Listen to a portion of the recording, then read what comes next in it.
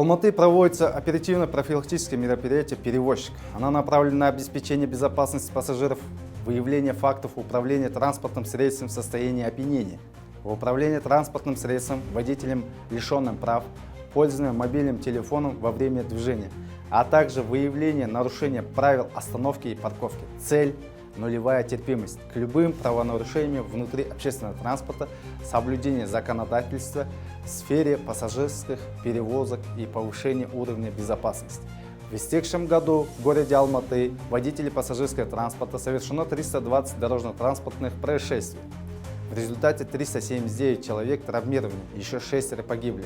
Проведенный анализ дорожно-транспортных происшествий показал, что основными причинами ДТП с пострадавшим является несоблюдение скоростного режима, правил маневрирования, пользование смартфоном за рулем водителями. В рамках отработки сотрудники полиции осуществляют проверку автотранспортных предприятий.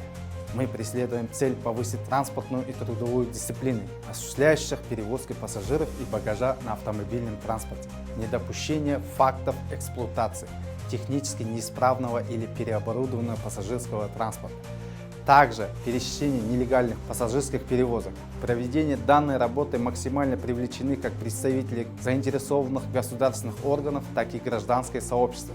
За 2 дня отработки на дорогах мегаполиса выявлено 382 нарушения ПДД. 3 технически неисправных транспорта водворены на специализированную штрафную стоянку.